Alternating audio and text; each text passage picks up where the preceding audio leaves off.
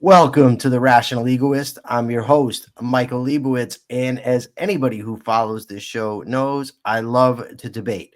What I don't like is when debates devolve into insults, mischaracterizations of the other's point of view, ad hominem attacks, that sort of thing. I like to debate ideas. I have for quite some time. And today we're going to have an opportunity to have a very cordial debate between my friend Andrew Bernstein and myself. We are going to be debating, and Andy holds, and Andy, correct me if I'm wrong, that the left is vastly more evil than the right, or to put it differently, the right is vastly superior to the left. Would that be an accurate depiction, Andy, of your view? Yes. Okay. My view is also that shouting matches, right? Go ahead. We want to stay with debate. Yeah, we're not going to have a shouting match. No shouting match. Everybody gets their time to speak. Everybody gets their time. Yes. And my view is that left and right in practice, one might be slightly worse than the other, but neither is worthy of our support, and not even as the lesser of two evil. So, Andy, before we get started, there's two things that I think this might really help to frame the debate. And that is, when you say left and right, what do you mean? That's going to be my first question. And then I have a follow-up. But my first question is, what is meant by left and right? Well, you notice, Michael, that's a good question, and I rarely use the term right anymore. I've been talking about leftists versus conservatives, but when I think if we're going to use the terms left and right, and I always teach this to my logic students, they need to be rigorously defined.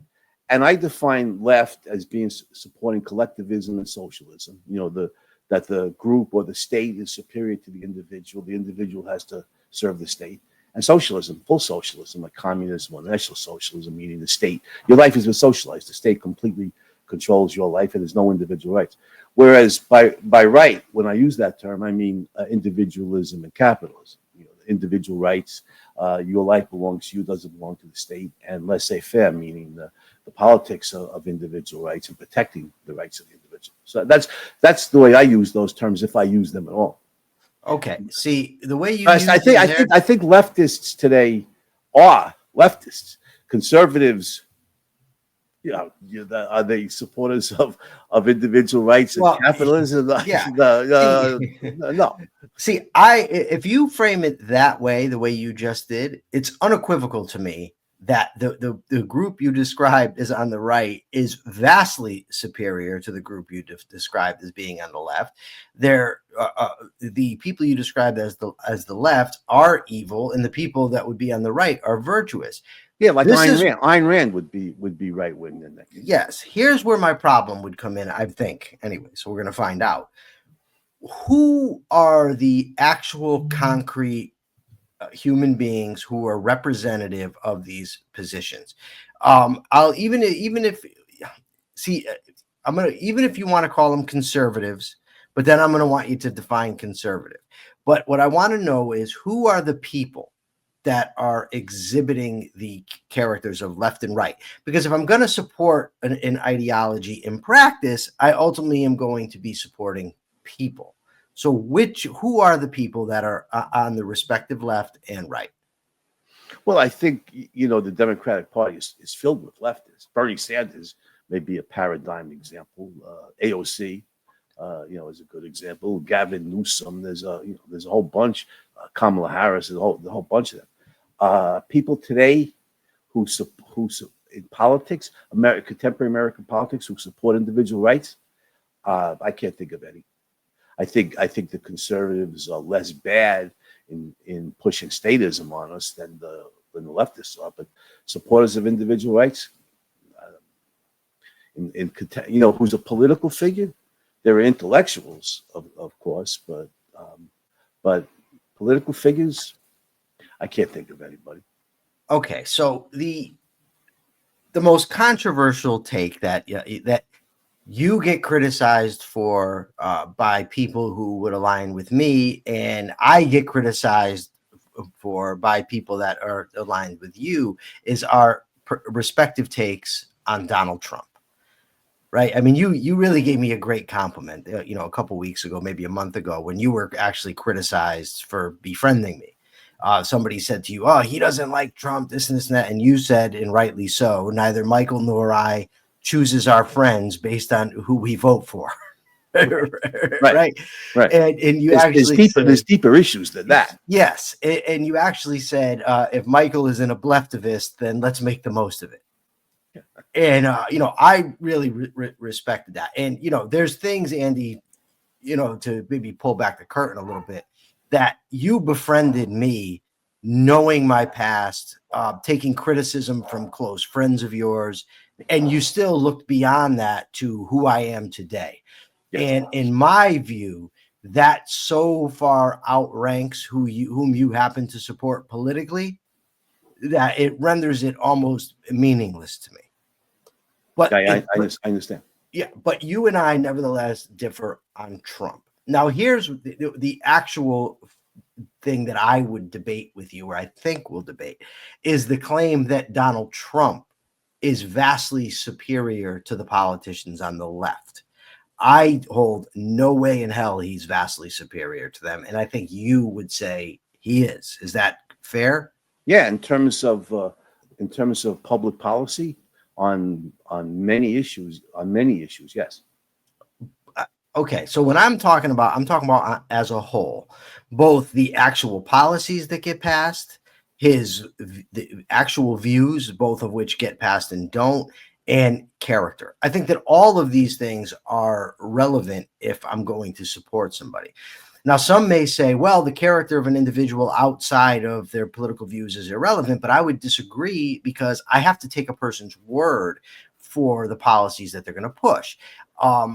Especially like you have on the right now, or I don't know if you would even call it the right, what James Lindsay has called the woke right, is there's this obsession with pedophiles. Pedophilia is run amok, according to these folks, right? And Trump has fed that with his viewpoints, with the things that he's, stated about, before he said, we're going to get to the bottom of the Epstein thing. But then and it's not actually pedophilia they're talking about, because they're just talking about underage teenage girls, which, while may be abhorrent, it isn't necessarily pedophilia. But there's, it's statutory rape. I don't know if that's exactly. So there's valid testimony, for instance, that Trump was sneaking into dressing rooms of underage girls, at the Miss Teen pageants and things of that nature. So to me, that's relevant. Now it may be false, it may be true. I'm saying, but whether it's true, we need to find out. And if it is true, it's relevant to him as a person. So what, in your view, makes Trump superior to, say, let's use Kamala Harris, because that's who he ultimately ran against? Well, I would use Bill Clinton as the counterpoint. But I understand your point about moral character and how important it is. But contemporary politics is such a cesspool that I've become cynical, expecting character from somebody. What I want are policies that somebody whose policies benefit the United States. And I think Trump's policies on any number of issues, and not just Trump, but the conservatives more broadly, the Republican Party, let's say. I think their stance on public policy on one issue after another, on education, on with some exceptions. I mean, I disagree with them on abortion and other things, but on education, on free speech, on racism, on the not just the anti-white racism of the left, but how the left's policies result in the murder of thousands of Black Americans every year. On issue after issue, on most issues, I think their policies are better for the country than the leftist policies, which is why I vote for Trump, even though he may be a bad guy. They're all bad guys as far as I can tell. George Washington and Abraham Lincoln are long gone. So. See, to me, the fact that they're all bad means I wouldn't support any of them. Now, let me just take you through a list. We can go through some. Hold on. Yeah, somebody's going to be president. Sure. Somebody's going to control Congress. We only have two choices. Agree. I agree. And Andy, had you just said, look, I vote for Trump because I think that he's the lesser of two evils and leave it at that, I would have no gripe. But you have gone beyond that. You've gone beyond that to actually supporting Trump. In your text, you say Mr. Trump, and you're very cordial in your addresses to him. You've said the left is vastly more evil. That goes beyond the mere casting of a vote. So if you were to say, look, someone's going to get elected, I'm just going to pick the one that's going to do the least damage, that'll be one thing. But when you go beyond that to actual support based on the inherent evil of one side while negating the evil on the side you're choosing, that seems to be a very different thing to me. Yeah, I think it is. But like I said, I think Trump and the Republicans, in terms of any number of public policy issues, their policies are much better for the country. So that's why I think there's positives here. It's not just that they're less evil than the leftists. There's positives here. With the leftists, on the few issues like on abortion, they're right. Even when they're right, they're wrong because they mix in all kinds of insane stuff with it. And when they're even on the rare occasions when they're right on public policy issues, Michael, it's always for the wrong reason. The right to abortion should be based on individual rights. It is based on individual rights. But the leftists are Marxists. They repudiate individual rights, and that's all about a woman's subjective experience. It doesn't matter whether the fetus is a human being or not. So, there's a few public policy issues where I think where their stance is right, but for the wrong reasons. But generally, I think the Republicans are much better. Okay. Well, before we get to particular policies, which I want to respond to that. If we're going to go by the reasons they support policies, it's hard for me to say that the left's sort of irrationalism, nihilism, and humanism is worse than the right's Christianity and mysticism. I mean, Donald Trump doesn't support tax cuts because he's protecting individual rights. The right is replete with outright nationalism, which is not a good reason to support something, even if it tends to occasionally lead to a good policy. The reasons that they're picking these policies is just as bad as the reason that the left's picking these policies. There's nobody really on the right. When I say right, I mean, I'm talking about the politicians that are on the right, that are out there defending individual rights on a rational basis. None of them. The best you'll ever get out of them is that these are rights that come from God. No, you're right. I agree with you to a certain extent about that. But, as I've written a long essay on why I think Christianity is less bad than Marxism, even at its worst during the Dark Ages, I don't think Christianity is as bad as communism or its sibling philosophy, National Socialism or Nazism. But even aside from that, the left has repudiated all elements of Americanism, of 18th century, American Enlightenment values. And there's still a smidgen of that in the conservatives, for instance, on freedom of speech. They're more mixed. So I think Christianity is less bad than Marxism, and then there's a slight element of in the mixture that's good. So when Trump started the 1776 initiative, to go against the 1619 project of the left, he wanted to tell, if I remember correctly, he wanted to tell the full truth about American history, not just slavery and racism, although that's part of it, but all the great things about American history too. So there's still an element of goodness, I think, in the Republicans. So when it comes to comparing Christianity to Marxism, epistemologically, they're identical in terms of how bad they are. They're both based on an anti-reason idea, even though the Marxists claim to be for reason, they're really not, right? So So when you have irrational people on both sides, the conclusions that they happen to come to are almost accidental. They're just based on their personal preference or the culture they happen to live in or what they've happened to have been taught. It's true that Marxism led to a far more deaths, but it's also true that Marxism was ascendant when the population was a lot bigger. Had the population been in the 14, 15, and 1600s what it is now, there's no telling how many people would have died in the name of Christianity. I mean, so to say that, I just don't see one as being so much better than the other. either in practice or in terms of abstract principles. There's 2 points I want to make on this. I think a lot of American Christians today are really, really, really good people. And I have very close friends, Sure, I lifelong agree. friends who are devout Christians. I agree with you. I don't have any friends who are leftists. They overwhelmingly, and I've been in the universities, I'm around these bastards all the time. I mean, there was a few exceptions, but overwhelmingly, they tend to be nasty, hysterical. If you disagree with them, they devolve into name calling and insults. So the left is despicable, but where American Christians, I think, are much better people generally. But the main point, since you're such a philosophical guy, Michael, and why I like discussing or even debating with you, is the reason why. You can read my essay. It's published in capitalismmagazine.com, and it's up on Facebook. I read it. Okay. Well, then that the main reason I say that is because Christianity would offer their victims a choice: convert or die, which is a brutal choice. It's evil as hell. But it's a last shred of respect for human free will, which means human consciousness or the mind making choices. Whereas the Nazis didn't offer, Jews the chance to convert to National Socialism, and the communists just wiped out want to wipe out the owning class. There's little or no possibility of converting to communism. I think that makes Christianity significantly less evil than. But Nazis aren't Marxists. But they're sibling philosophies. In terms of their collectivism, but Christianity is a collectivist thing too. It is.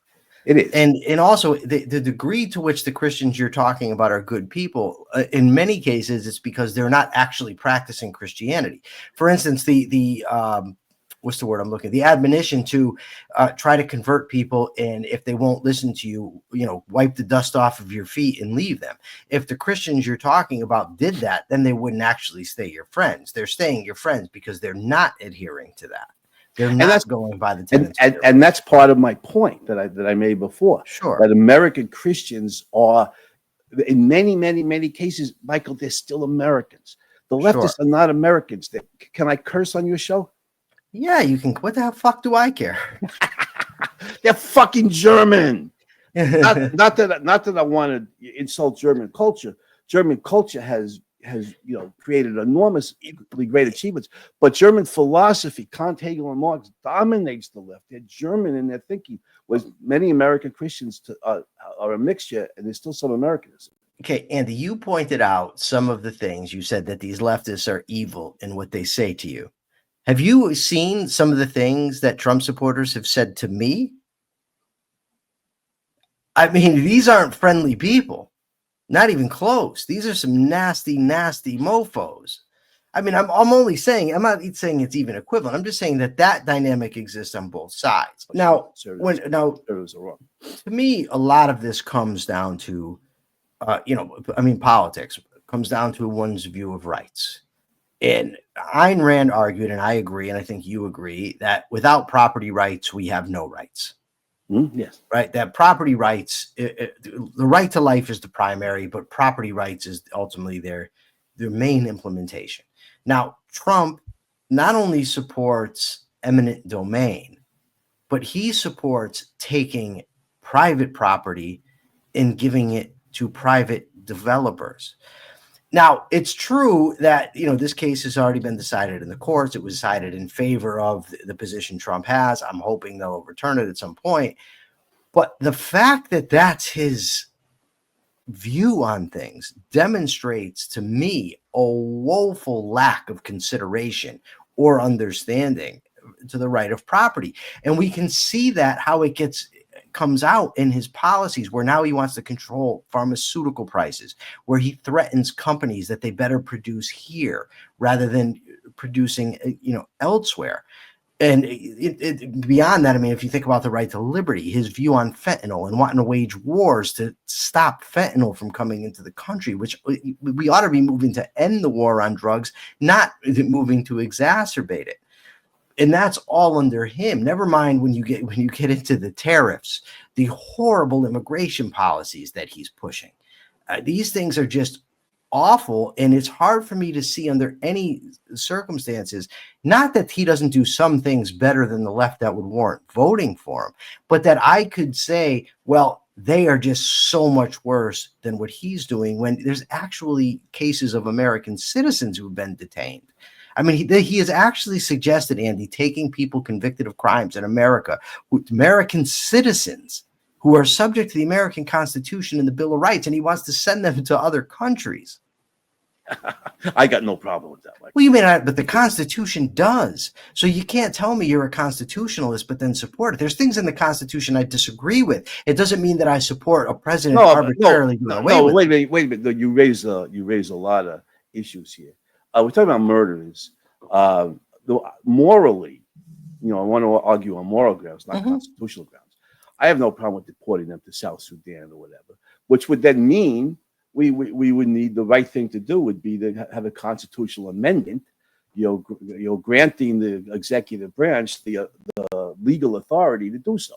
But morally, I have no problem with that. In fact, I'm happy to execute, what they used to call murder one, first degree murderers. But on your other points, yeah, eminent domain is horrible. I agree with you. Trump supports it. That's horrible. 2 thumbs down, Mr. POTUS, on that. But I also think the left, people like Bernie Sanders and Alexandria Ocasio-Cortez, who are, what did the DNC say a few years ago? That AOC was going to be the future of the Democratic Party? I'm not sure if the DNC. They may have. I don't know. Yeah, somebody in DNC, it might have been the head of the DNC, said that. But that's very possible. My point is, the left is trending strongly towards communism. And I don't think it's going to be too very long before we see people like, Comrade Bernie may not be around that much longer because of age. But people like AOC and people like that, arguing for nationalization of industries and eventually abolition of private property, 10, 20 years down the road, I think they're trending strongly in that direction. I do think we're going to end up as a communist dictatorship, Michael. I'm going to keep fighting for reason and individual rights and liberty, but I'm pessimistic. I think, I don't know how many years we're going to end up in a dictatorship, and it's going to come from the left. I hope you're wrong. It's going to, yeah, me too. I'm going to keep fighting against it, but I think the dictatorship is coming from it's going to be a communist, secular, Marxist communist state with some Nazi elements because they're such freaking racists, rather than from the religious conservatives. Well, what about Josh Hawley says he wants to raise the federal minimum wage to $15. They've also want to censor social media companies. Trump threatens the Federal Reserve and tells them that they need to keep interest rates low, and he threatens pharmaceutical companies to lower prices. I mean, how does that not take us in the same direction? Doesn't the president have authority over the Federal Reserve System? That he can hire or fire the head of the. I don't know if he can fire them. I don't believe so. He can appoint them. I don't believe he can fire him, although I'm not 100% sure. But I certainly know that the president of the United States does not have the authority to tell the Fed what to do. And for Trump to threaten them, especially to lower interest rates, shows a woeful misunderstanding of the business cycle, at the very least on his part. But it also shows that he has the impulse, and he says, I'm the only one that can fix it, that he thinks that he can control outcomes in economics. He thinks that he knows with the right tariffs to put on whom and when, that tariffs are the way to prosperity. He doesn't even understand that Americans pay the tariffs that we put on products. Look, so I don't know how that's any different than the left, is what I'm saying. They're both moving toward economic control by the government. I think there's a vast difference in scale, but even before we get to that, tariffs as an economic policy, I know Econ 101. That's basically the only economics I know. That's all you need to know. Yeah, Henry Hazlitt, Economics in One Lesson is brilliant book. Tariffs as an economic policy are a lose. There's no question about it. You're causing your domestic customers to pay higher prices for imported goods, and then probably the foreign country is going to raise tariffs on American exports in retaliation. But Trump's not using this as an economic policy. He's using it as a tactic to try and and get foreign governments to do things that conduct policies that are in American interest. So That's simply not true, Andy. That's just not true. What you just said. I understand that they've claimed that at times, but Trump has stated that the goal is to get trade balances. Trump views trade imbalances as wrong in and of themselves. He doesn't understand that they're not, but that's what he says. And his goal, his stated goal, one, he stated that he wants to get tariffs, he wants to get trade balances. Two, he wants to bring American manufacturing back to the country. Those are both economic things. Three, he likes to try to use tariffs as bargaining chips, like you just said. But that's not all he does with the tariffs.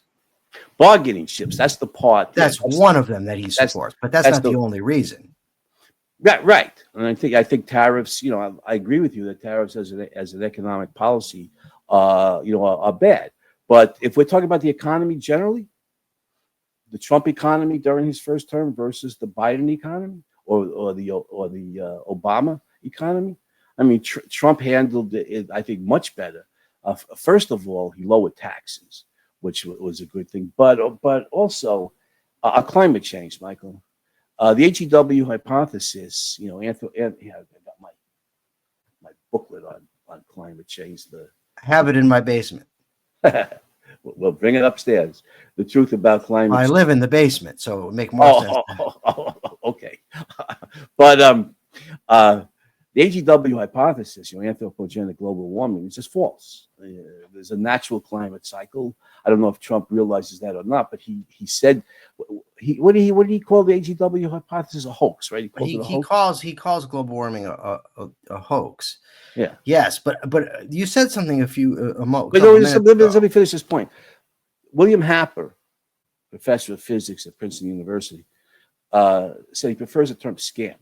He said, "I'll live with hoax, but I prefer the term scam." And I think there's a distinction there. He's right. The point is, it's false. It's a myth. And your buddies with Alex Epstein, right? No. I have communicated with him, and he was nice enough to send me an autographed copy of his book, Fossil Futures, which is a great book. Yeah. Well, okay. I thought you had him on your show. Anyway, Alex Epstein is right that fossil fuels are enormously beneficial to human life on Earth. Yes. And he's 100% right about that. And the left is going to restrict them, curtail them, control them, eventually try to prevent their use altogether, which is going to impoverish the hell out of us. To some degree already has. And Trump opposes that. And the Trump economy, I think, let's put it this way. Lifting restrictions on American energy producers literally fuels the American economy. And it did so in Trump's first term for all the bad things that he did that you're talking about, which I agree with. But also on immigration, I agree with Trump on a lot of immigration issues. Seal the southern border, make sure immigrants are vetted, deport violent criminals. Where I disagree is you have all these honest people who work and they're not criminals and not on welfare. I think the morally right thing to do is to offer them a chance at U.S. citizenship, with the proviso that they learn about American history and the principles of individual rights America was founded on, which was always a requirement for immigrants becoming citizens. That's what I think should be done. So I disagree with Trump on that. So I think his immigration policy is mixed. But again, the left policy, the contrast between the only two parties that could win national elections is the left's policy was just let anybody in, including gangsters and that's not their policy. That's not true. They let anybody. Biden let. Listen, I understand. People listen, they let more people in, but it's not their policy that just have open borders and everybody can come in. That's just. I would rather it were that way. I'm an open borders guy, except for in the cases of violent criminals, people carrying infectious diseases, and in that case, immigrants have to be vetted. I'm for open borders too, if that's the meaning of it. I would let all honest, hardworking people, who aren't jihadists, who aren't gangsters, who have no affiliation with crime or jihad, in the past. I would let them in the country. I think it's enormously beneficial. Now, you said earlier about economic growth. Biden let all these guys in. They did at the border. They didn't enforce the turmoil there, and a lot of that has in the country. That's going to take us, I'm afraid, too far afield. But a lot of that problem that has at the border has to do with immigration restrictions that have been supported by both parties that ultimately funnel people toward these entry points, and create massive amounts of problems. There's plenty of problems with the immigration system. Again, I think Biden's bad. I think Trump's bad. I don't, again, I want to make it clear. I don't begrudge anybody that simply says, you know what, this is the way I voted because I think it was less bad than this guy. That's not my point. My point is that the left is not so much worse than Trump as to give Trump any kind of allegiance or overt support or praise. But you said, Andy, about economic growth. I just disagree on that, because I think the left immigration policy of letting gangsters in and criminals is much worse. Well, I don't know. Here's the problem I have, Andy. Deporting honest people. I know that's the talking point, but in terms of crime rates, do we actually have evidence that occurred? I know that that's what Trump says, but from the data that I've actually seen, that's not accurate. I don't know if the crime rate rose. But wouldn't it stand to reason it would if you just kept letting massive amounts of criminals? I mean, Trump claims that we've allowed other countries to empty their mental institutions and send all the people here. I mean, if that were happening, we would think that we would actually see horrible things happening and not have Trump and J.D. Vance invent a story about immigrants eating pets in order to bolster their case. I don't doubt that story, because they were talking about Haitians, Michael. But where's the evidence? I mean, I don't doubt it, but you have to provide proof of it. Weren't there eyewitnesses who said that? He said, there was one woman that called the cops and she retracted. Well, let me tell you something. If they claimed it was, Colombian immigrants or Mexican immigrants or Dominican immigrants, I would seriously doubt that story, because those guys are Catholics. But Haitians, you know what the official religion in Haiti is? I think it's Santeria. It's voodoo. Santeria is a form of voodoo. I might be wrong that it's Santeria. Well, voodoo, at least when I was taking Latin American history courses, this was in the 1970s, right there in the textbook, voodoo. They eat cats, dogs, they eat all that stuff. So what a coincidence. It just happened to be Haitians. But that's not it's not a coincidence. It's not a coincidence. Because of the stereotype, it leads to people inventing such a story because they think it would have some credibility. Michael, come on. There's no evidence that it was occurring, Andy. If it's true, it's not a stereotype. But there's no evidence that this was occurring. There's none. No evidence. Yeah, there were people. There's no one person. No, there was a woman called the cops and she retracted her claim later on. There is not any evidence, which is why the Trump administration backed away from the statement. They didn't keep it going afterwards. J.D. Vance actually said, well, I just wanted to bring attention to the issue of immigration. That there was not a credible claim. But I do want to address your claims about the economy. If we wait, about crime rate. Okay, go ahead. Let's look at the crime rate in the cities or the towns where, some of these illegal, immigrants come into the country, and I think we'll see the crime rate. I did see one. I saw one study where I think it was in New York where crime amongst illegal immigrants rose. I think there was one, but by and large, what about in L.A.? I have not seen that. I think I might even be confusing them. It might was in. I don't know. I know I've seen one story, but I also know that the statistics show that immigrants, even illegal immigrants, have lower crime rates than American citizens. Yeah, I mean most Latino immigrants are honest, hardworking people, and I don't want to deport them, like I said. But you let some murderers in, and we already have. Let's put it this way, Michael. We already have enough violent criminals in the country without letting in violent criminals from other countries. Even if it's one guy, and he murders one innocent. What was her name? Laken Riley. Well, here's the problem. Even if it's one guy who commits some violent. Well, the problem is, Andy, with that argument is that you have to do what Henry Hazlitt did in the seen and the unseen. What amount of damage are you willing to do to prevent one murder? For instance, adult males commit the overwhelming, not adults like us, but late adolescents, men in their 20s commit the overwhelming amount of crimes. We could literally end crime, when virtually, not literally, but just about end crime by saying males can't go out of the house when they're that age. But nobody would accept it. But I could say, well, you're going to prevent that one murder you're talking about, but are we willing to suffer the loss of liberties that would take? So whether it was just going to prevent that one murder, that's not the only question. It's what are you willing to do in order to prevent it? We can stop all car accidents. So there's a lot of people dying in car accidents, especially drunk driving. We could outlaw automobiles and you'd stop car accidents. Mm-hmm. You would then stop that death that we're talking about. But what kind of damage are you going to do by implementing the policy?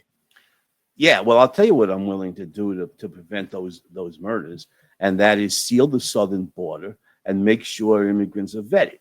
And so there's no MS-13 guys come in, no Tren de Agua guys come in. Nobody has any affiliation with gangs or jihadist organizations or anything come in. Now, you build a wall, people can climb it or dig under it or swim around it or whatever.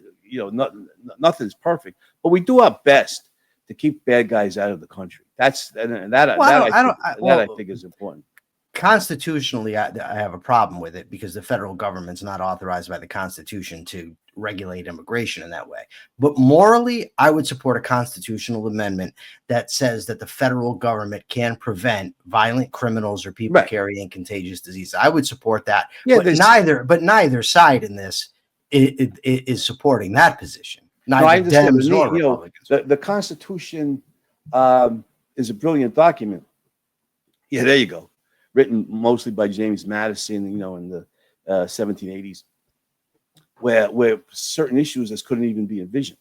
So I think the Constitution, we need amendments to the Constitution in keeping with the basic principle of the country of individual rights, authorizing the federal government to keep these bad guys out of the country. And I think the conservatives are, however bad they are significantly better than the leftists on this issue. Leftists say, yeah, let them in, let them in. We don't want a wall. We don't want any authorities keeping illegal immigrants out.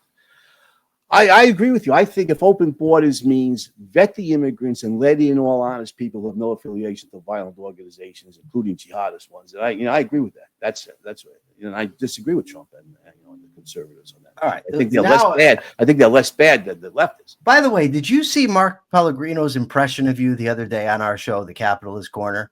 No. He said, "This is what Andy sounds like." I said, "He doesn't sound like that.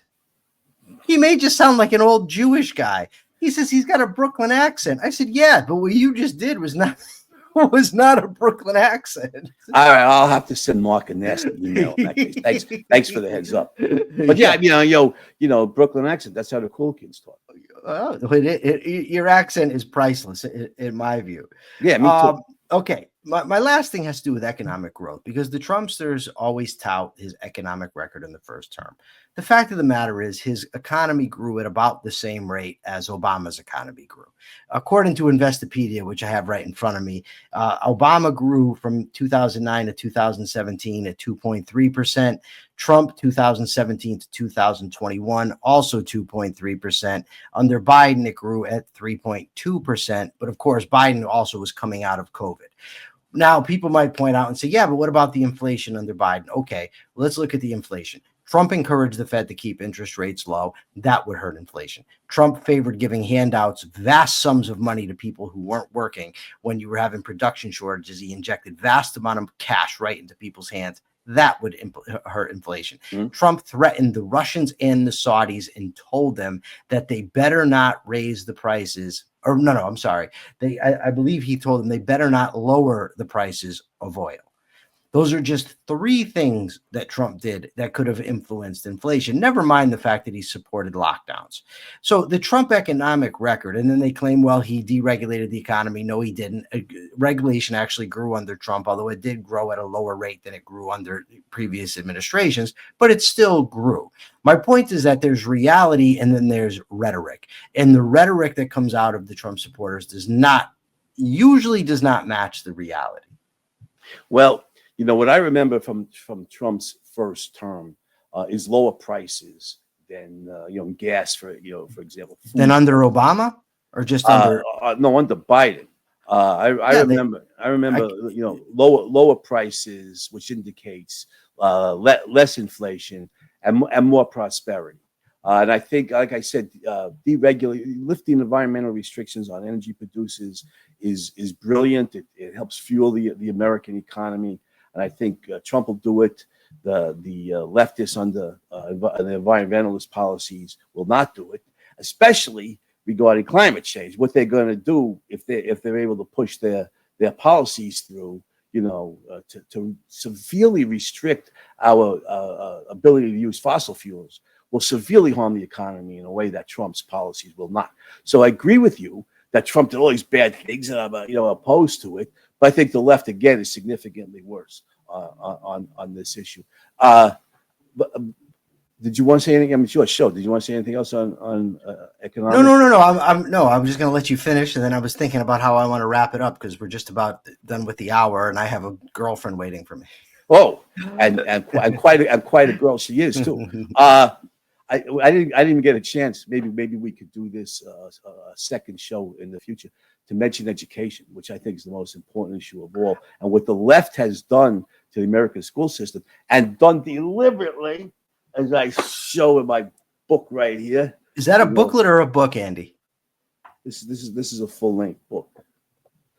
Why Johnny still can't read or write or understand math and what we can do about it. The first half of this book is all about what the left did to America. Do you have an extra copy lying around? And did it deliberately. Yeah, you want me to send you a copy? Send me a copy. I'll read it, and we'll do a show. It doesn't have to be a debate or anything else. I'm very interested to get your take on the education system. We'll just do a whole show about that. Yeah, now I know much more about education because I'm an educator than I know about economics. Yeah, I'm very interested in doing that. So yeah, send me the book. You know my address. Yeah. And we'll get it read. Or maybe I'll pick you up sometime in the near future, and you can just hand it to me. I don't know, but I am interested in doing that for sure. No, great. The conservatives 100 years ago banned the teaching of evolution. It's not funny, and it was very harmful to American schooling. Sure. But what the leftists have done is much worse on what's one of the 2 or 3 most important issues of all. But okay, we'll do a separate show on that. Yeah, I would love to do that. Andy, once again, it's been I hope that I was cordial. You certainly were. Yeah, I love talking to you, and I'll say it again, and I'll say it until I'm blue in the face. When it comes to living the spirit of objectivism as a zest for life and a love for life, you, Jim Valiant, Mark Pellegrino, Robert Naser are top of the line. And I will hold to that for as long as I can, as long as I have to hold to anything. You guys are all just wonderful, wonderful men. Where can people find you? Even though you support Trump and it's a mistake. Well, I know you told me you didn't support Kamala, so that's not. No, I did not. I know you told me that, so that's certainly not a mistake. AndrewBernstein.net. That's my my website. I'm on AndrewBernstein.net. I'm on Facebook, Twitter. My hard-boiled detective series, Tony Just. The website for that is TonyJust.net. So I'm not hard to find, and they can certainly get my books, such as this one, which I'm going to get to you on education, which is like maybe along with freedom of speech, I think is the most important issue of all. You can certainly get this on Amazon. Awesome. Thank you so much, Andy, for a cordial discussion and for putting your views out there.